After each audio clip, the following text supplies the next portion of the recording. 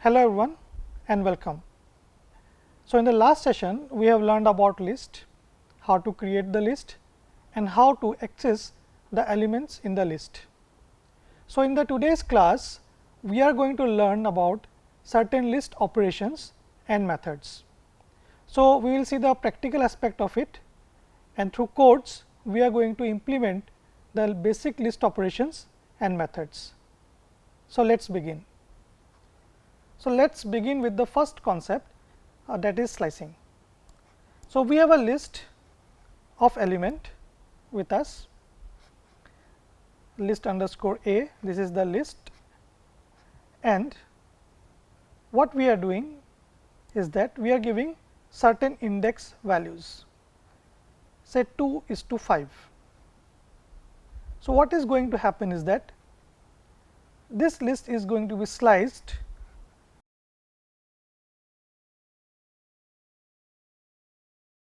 to the index position before 5, that is this 2 is inclusive, but the 5 is exclusive.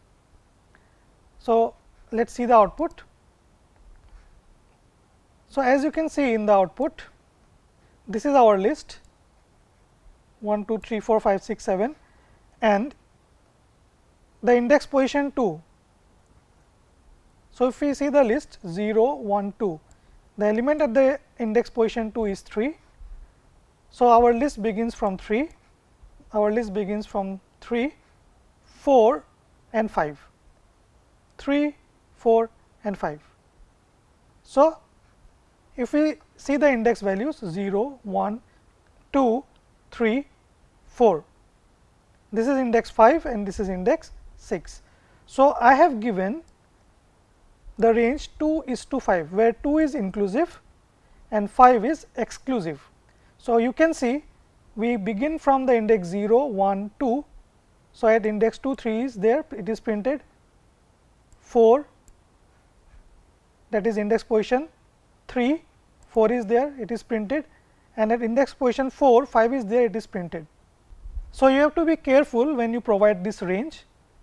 You have to remember that this index value 2 is inclusive, whereas 5 is exclusive. So, it will be from 2 to the 4th index position. Similarly, if the index value is given like this, that means is to and 3, the last value is given as 3. So, what is the meaning is that the list will begin from the 0th index and it is going to print every third value. It is going to print every third value. So, you can see in the output, it begin from the index value 0, which the value is 1, then 0, 1, 2, 3, at third index position the value is 4, which is printed, again next third index position the value is 7, which is printed. So, you have to remember that while slicing, when you give the index values, the start position is inclusive, here 2 is the start position, it is inclusive, and 5 is exclusive. And if it is like this, so it is going to move with 3 steps starting from the index position 0. So, this is regarding slicing. Now, we are going to look the del statement, how del statement works. Again we have a list and I have written del list, the variable name, and within the square bracket the range 2 is to 4. So, this particular del statement is going to delete the element from the list as per the range that you have given. So, you can see the output. So, 2 is to 4, 2 is to 4. So, that means index position 2, 0, 1, 2, the value is 3 there, at index position 2 the value is 3. So, you can see it has skipped 3, and then index position 3 the value is 4. So, it is also deleted, and then we have got 5, 6, 7. As you can see 0, this is the index position 0, 1, 2, 3, 4, right. So, as I have told that this value is inclusive and you have to exclude this value. Therefore, the deletion is taking place from the index position 2, 0, 1, 2 to 3 only. So, 3 and 4 are deleted and rest of the values are printed. So, this is the function of the delete statement. Now, let us try and understand the concept of cloning and aliasing. So, when we use the equal to operator, like in this case, we have got list A where the elements are 1, 2, 3, 4, 5, 6, and what we have done, we have created another variable list underscore B, and we say that list underscore B is equal to list underscore A. Now, in this case, you have to remember that both the variables that is list underscore A and list underscore B are pointing towards the same list. That means, a copy is not created, but both the variables are pointing towards the same list.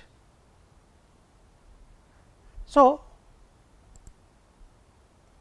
as you can see, when I print 1, 2, 3, 4, 5, 6, so I say list B equal to list A, print list B, print list underscore B. So, same list is printed over here 1, 2, 3, 4, 5, 6. Now, let us delete some elements from list B and see whether it changes the list A or not. So, the statement is del, and after that from list underscore B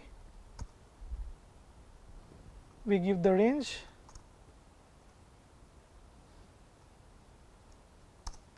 and will print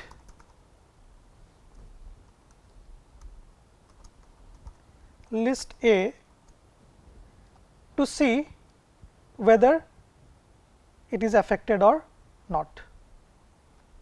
As you can see now, I have deleted the elements from list B with these index values, and I am printing list A. So, when I print list A, you can see the elements are deleted. So, the list A is 1, 4, 5, 6, but I have deleted from list B, right. So, that is what I am saying, that when you use a equal to operator, that means both the variables list A and list B are pointing towards the same list. No separate copies are created. So, when you delete from list B and you try to print list A, the values you can see are deleted in list A also. The reason being both the variables are pointing towards the same list. To avoid such issues, we can use the concept of cloning. So, in cloning, each of the variables will have their own copies of the list. So, let us see this particular example. Again, I am having a list where the elements are 1, 2, 3, 4, 5, 6, and I am creating a list C by slicing list A. So, when we perform slicing, this is also called the cloning. What it will do is that it will enable both the variables list A and list C to have their own copies of the list. So, now list C will have its own copy. So, whatever change we make in list C will not be reflected in list A, unlike the previous case. So, I am slicing with the index values 2:5 and then I am printing the list, and after that I am performing delete in list C and I am trying to see whether list A is changed or not. So, let us execute and see the output. So, as you can see here that when I have sliced list A, so our list C is 3, 4, 5 and then I am printing list A and our list A is 1, 2, 3, 4, 5, 6. So, you can see that list A is not changed, unlike in the previous case. Here the list A is not changed. So, both the variables list underscore A and list underscore C have their own copies of the list. So, you have to be careful. As per the requirement of the program, you can perform cloning or aliasing depending upon the situation.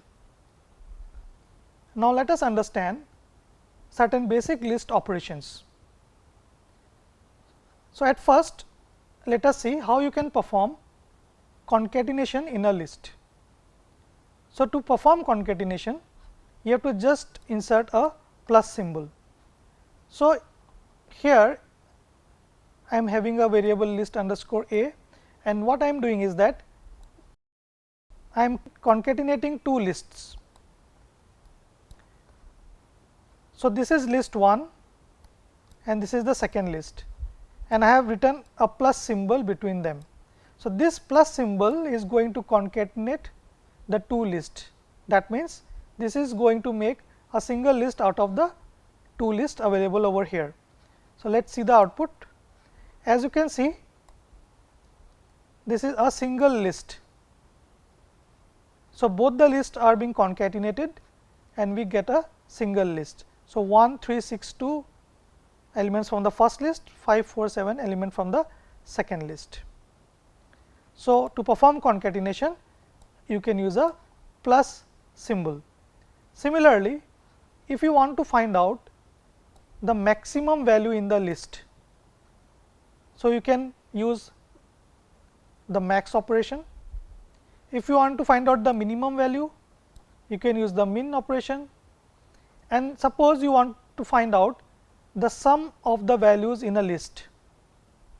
Either our list is now having values 1, 3, 6, 2, 5, 4, 7 and you want to find out the sum 1 plus 3 plus 6 plus 2 plus 5 plus 4 plus 7. So, in that case you can use the sum operation. Similarly, if you want to sort the values in the list, so you can use the sorted operation. So, the syntax is very simple, just write max for finding out maximum and the list variable.